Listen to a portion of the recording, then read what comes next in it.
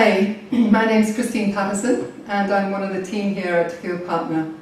Together with my husband Ross and Brad, we are the three who are contributing at the moment on the Field Partner platform. My own personal background was that I was born and raised in Africa. My parents were missionaries, and I often say that my very first cultural experience was at the age of 13 when I was sent back to England to attend school. Up to that point I'd had my schooling in Africa, and I found it very, very difficult. I felt like an alien out of space when I arrived at a completely into a different peer group, and had to adjust to the way teenagers in the UK were behaving as opposed to what I was used to back home as I saw it in Africa. So that was my first experience. Later, I did a year studying in Germany, and after that, married my husband and landed up in a Chinese culture, which of course was a new culture again. We raised our family mostly in the UK to start with, later on, and then we had the difficulty of bringing them back to the field when they were already a little bit older. So my feeling is that from the point of view of cultural adjustment and exposure to cultures, I've seen it every which way. I've seen it as a child myself. I've seen it as an individual single adult. I've seen it as married to a missionary and moving into an Asian culture. And I've seen it as a mother with kids who are having a hard time in their adjustments at a later stage. All this has given me a fairly broad perspective, I think, and it's fed my passion to help people to adjust culturally well and to give as many aids as we possibly can. So my own personal burden initially is to do a course that is the basic core that you need to know if you're thinking of moving into another culture. Now I have 3 different strands to this. The first is I need to know what is there in my own culture that might hinder me in making an adjustment. The second thing is what is there in the new culture that's going to impact me, and that is commonly known as culture shock. And the third is how can I find support for me when I'm going into this venture. So I've already tackled the last 2 separately, and so in this session I just want to focus on the first one. How do I know myself as a product of my own culture, and how do I know what might hinder me, things that I don't see about myself that might hinder me in the new culture. So I want to start with 2 quotes. There's a lady called Julia Middleton, who's the founder of an organization called Common Purpose.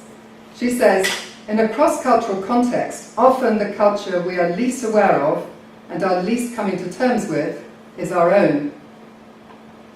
And the second quote by Frank Trumper, who is the CEO of Baden-Baden Entrepreneurs. It takes both courage and humility to be global when our roots are local. So that's the nub of the issue, that we are all raised in one particular culture, local culture. Maybe not exclusively for some, especially as multiculturalism takes on more and more. But there is still typically one culture that is our element, and where we feel most at home, and which defines who we are and how we behave. Take us out of that environment and we feel uncomfortable. We're unsure of how to behave. And there are specific stumbling blocks. The first is that naturally, in our own culture, we feel that the way we do things is right. So that can amount to cultural pride in the way that we approach other cultures. That leads on then to judging other people who do it differently, which is the essence of cultural prejudice. Sometimes, when there are enough people who are different from us, that can engender fear of difference in us. So that becomes a third stumbling block. And the fourth then is that we gradually lose our sense of respect for other people, or maybe never gain it in the first place. And then, even worse than that, we exhibit hostility or start to ridicule people who are different from us. Some of this can be completely unconscious, but it can still have a very negative effect on the people in the new culture if they can discern those attitudes, those negative attitudes in us. And then there's another side of the coin. Do we take offence at the things of the culture that we don't understand? For example, humour and laughter. Do we realise how culturally determined those are? Something that's very funny in our culture may not be at all funny in the new culture. It may just be that it falls flat, but sometimes it can actually be offensive. But then conversely, other people may laugh at things that we just don't think you should laugh at. For example, we had a friend who was working in sub-Saharan Africa for a while, and he was up a ladder. He was fixing a roof, and an African hornet, which is a very, very nasty insect, came out and stung him in several places, and he was in extreme pain at the top of this ladder, almost falling off it. And then he heard the African helpers who were holding the ladder at the bottom burst out laughing. And he thought they were laughing at his pain, so he very naturally took offence. Only later did he discover that actually that laughter was an expression of sympathy, which slightly then changed his view, even though he couldn't really understand how you would laugh at someone in pain and call it sympathy.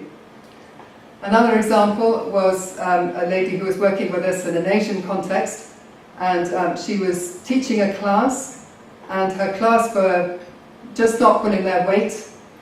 She was very upset with their attitude to her as teacher, and so she really laid into them one day and tore strips off them, as we say in English, really took them to task for that attitude. And the response of the whole class was to giggle, to laugh. And she thought that they were laughing at her. So without more ado, she packed up her bags and walked out. Now it just so happened that Ross was in that city at that time and happened to bump into her and saw her coming down the road and jumped out at her, just to make a bit of fun, jumped out at her and said, "Ta-da, here I am," and was met with a completely blank stare. And he said, "What's up with you?" So she explained the whole situation, and we had to explain to her that actually in that context, in that culture, laughter is often a sign of embarrassment.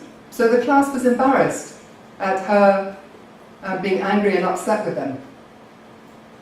And again, she had to revise her view and see it differently. So basically, the whole area of humour can throw us off, and we can misunderstand things that are not intended to be causing offence. Another area can be economy on truth. Now, we in the West, who are from truth culture, we highly value people telling it how it is, being truthful in their opinion if they're asked for it, or not telling us things that are frankly untrue. But in another culture, it's very important to say what people want to hear, or something that doesn't make them look bad. So sometimes we can think of something as a lie that was never intended as a lie in the first place. So in this course, what I want to do is look at some of the causes and symptoms of our cultural pride and prejudice. The fear that can engender sometimes, and the contempt that can sometimes build up. We want to engage in some healthy introspection to find areas of the unknown in our cultural mindset. Now, the basic thing is that we don't know what we don't know, so that's why we need to go into that introspection. We need to start looking at ourselves and trying to understand why we function the way we do. And then we want to look at the vital need to learn a language if you're really going to engage with the culture, because the language often, in the process of learning it, will unfold layers of difference that we can start to get to grips with more as we learn it. Not only that, but as you learn someone's language, you're showing great respect to them. And they will appreciate, even if you don't have great skill, even if you're struggling to learn, the fact that you're making the effort will mean so much, and it'll bridge a lot of that cultural gap. And more. There will be more to this course. And we want not just to look at the negative things. So we want to look at some positive steps for growth and change. Julia Middleton again. She has been credited with the whole idea of cultural intelligence as a quotient, like intellectual intelligence, IQ, or emotional intelligence, EQ. She's developed the idea that we can grow in our whole understanding of culture to the point where we have what can be measured as CQ. So we want to look at how can we develop our cultural intelligence. What are the steps that we can take positively to become people who are known as good at crossing into multiple cultures.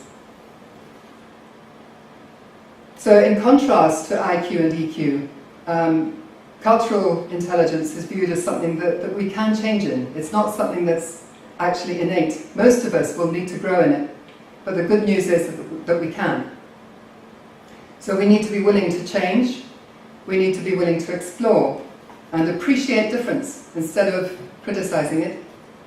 And we need to invite feedback, we need to ask questions, we need to ask others to show us how they view our culture sometimes and explain what's going on in theirs. And Julia Middleton has talked about two concepts which I think are very important. She says that in our makeup we have what is core to our being, what is absolutely essential to who we are. And that would include our values, our beliefs, and even some mundane behaviours, but they are essential to who we are. Those are the things we don't want to change. But then there's another part of us, which is our flex. And the flex is the stuff that's not that important, but it would make a big difference to people in another culture if we were willing to adjust and to change and to be easygoing in those areas. And whereas with the core, keeping that strong is vitally important, and the solidity of that is our strength. With the flex, it's the fluidity that is our strength.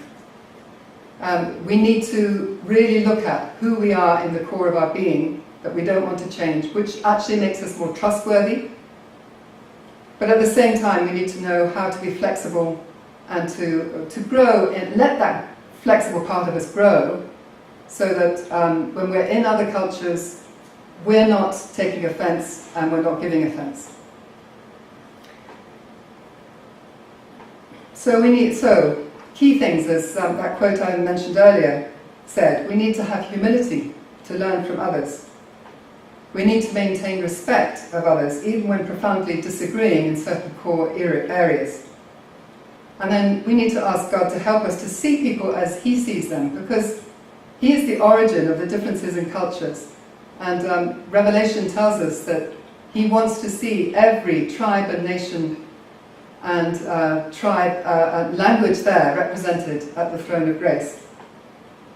So what He holds valuable, we need to hold valuable too. We need to just grow in our appreciation of the differences. That's my summary of what I would like to do in this course, and I do hope that you will sign up to join us. We welcome you to view who we are at this address, fieldpartner.org. Thank you.